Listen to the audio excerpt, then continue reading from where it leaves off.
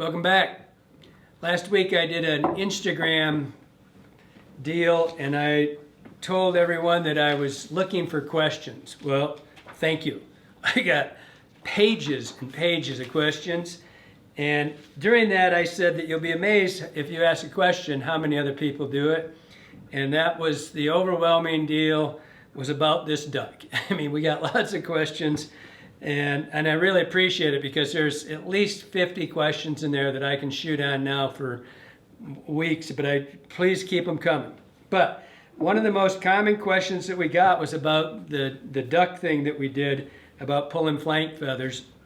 But the most common one was about the oiler feathers. And so we're going to do a little thing called a canard, about the rump of the duck or butt of the duck feathers, and it's the little oiler feathers. But we decided to go back through what we did and show a little bit more, because one of the questions, or two or three of them actually, was what else could you do with the bird, and what else can you use it for. So just kind of a recap in the beginning. This is the breast of the duck. It's upside down. Jeremy plugged this one in the head, so he was bleeding a little bit. If that happens, just wrap it with it's bleeding out their mouth. Just wrap it with a paper towel so it doesn't get all over your bird. And then just clean it up with I just took a paper towel. This one was pretty bloody because he had it in the back of the truck. And it was pretty ugly. And just wipe it off. Wipe with the feathers. No big deal. But the breast feathers are these right here. And everything through here is your breast feather. And that's generally what you get in the package. When you buy these things and you say flank feathers, this is usually what you're getting. And if you come in here, and you don't have to pluck the whole duck if you don't want to, like right there, that's probably 40 feathers you can do, and then you can kind of group and get groupings, and they'll all be good for the same project, right? These are really great for medium. You get some really big ones, bigger wet flies, bird's nest, stuff like that, but they're great wing sets for your traditional style. And a lot of the walleye wings, it's coming on right now, they're great for that. There's just a lot of use for it, but you can get super clean, and you can keep them in these groupings like this. And so you're not going through this bag where some of them are smashed in there. You're just, really simple groupings. And then you can go down, it's pretty much, I like to stay up in here a little bit more. You get a little bit more color, generally speaking. You can take some of these brown feathers too. They make really good wing sets for like spruce moss and just little top wings and stuff like that. And then this is where we left off, where we started.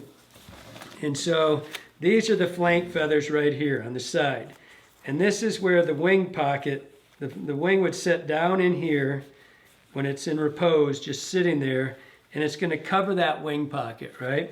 And these are the flank feathers. And we showed this one. And I showed how you just kind of, but the other one was frozen. You just kind of come in here and pull it, and there you've got, man, this is a good duck. There's probably 50 or 60 perfect flank feathers right there, all right? So that's one side. I'm going to roll them over here, and we're going to come in, and you can see this. You can go right behind the leg. You just put your hand in here, and you push all the way up till you've got a hold of them. And you see that the first time we did it was they were frozen, so they came out really hard. You can see how easy that comes out. But there you've got two match sets. That's probably 100 or more feathers. And so then we showed on the last video, we showed about how I go in and I don't take this whole wing anymore, just because it's kind of a pain. You got to clean out all the fat and muscle and meat out of here. And you should borax it if you're going to take the whole wing. I take them in pieces because they end up smelling bad, and I'm always looking for a use for them, right? But mostly what I do are no hackles with these. So I'm going to come in here, just open that up, and I'm going to cut this out as a hole, right at that wrist joint. And so that's your no hackle, your quill wings, right? Your set wings for doing wet flies and dry flies. And I was telling Jeremy, for years, it drives me crazy to leave these purple feathers in here because they're so cool and they're so gorgeous. And I tried, and if you're doing traditional sets, you can find some really cool uses for them, and you can lay them, you can match them. You got to have the other side. You can match them, get this gorgeous purple wing. And I don't really do many of those. I mean, in the old days, I did a lot of wet flies like that. And so I would always try to use this purple feather for my tails. I thought it looked really cool. But on the other side, they're really dull and black. And when I get them in there and they get wet, I just kind of lose it. On occasion, I would take these and I would fold them over as a leg set because they're just so cool looking. But again, once they turn over, they're not purple on the other side. So I don't know. I quit using them a little bit. But one of the questions I got in here, where's that close up? Is that close up, Jeremy? Was Kelly is a self-proclaimed former steelhead fanatic. He said, let's see some feather wings and steely nips. And this is a feather wing. And I don't know if you can see that. It's one I used to tie 100 years ago. And it uses this bronze set. Did you see that? Close enough. All right. So you can see it's got this bronze set wing on the top. It's a really unique body. It's all everything on it's marabou. And so that fly right there, and we're going to do some of that too. But I want you to see a couple things. And so when you've got this bird, there's 2 or 3 of these secondary feathers right here. And I would take these out. And I love this set. It's just the color. And so I take these 2 and you match set these always. You don't pull one side, you pull both. But you'll see, I mean, this one's kind of beat up. He got shot pretty good. So I'm going to get you into these 2 feathers is all you end up with. It's these 2 right here. They're right at the leading edge. And you can see this beautiful brown color, right? And sometimes you get a 2-tone on it, like it's been dipped and changed the color. And you'll get 2 of them. This bird's pretty beat up. We did a thing on steaming, and you can see how to steam these back, and it's super difficult. You put it over top of steam and they go right back together. But you would come in here and you'd come to the other side and you'd grab those other 2. And if they're a little beat up, it doesn't matter because you're using so little. You see, all I do is break them back and come in and cut them off, just a pair of scissors, and I get these sets. So if you know somebody that's hunting, I mean, that's going to be, you're going to get 2 match sets or 2 feathers, and they're match, both sides of the duck. And this one's really ugly. The other one that I got from the one we did before, really, really clean. But this will steam right together, everything.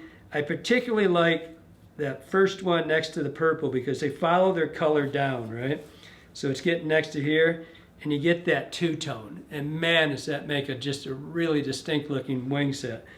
But this one, like I said, this one's pretty beat up. But you got a match set, so keep them matched.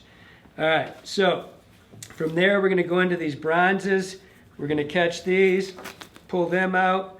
We're going to have these match sets right here again for if you're going to do traditional sets of feather wings, which the guy asked me, or gal, I don't know who. So there you're going to get maybe if you're lucky a half dozen. That'd be a big pull. But you see, and you just keep them set matched because if you're going to do a feather wing set, you have to have a matched set of feathers to set them. Okay, now, where am I? Things are getting crazy here now. Ducks are going everywhere. All right, so now I've rendered a lot of what I would use on the duck.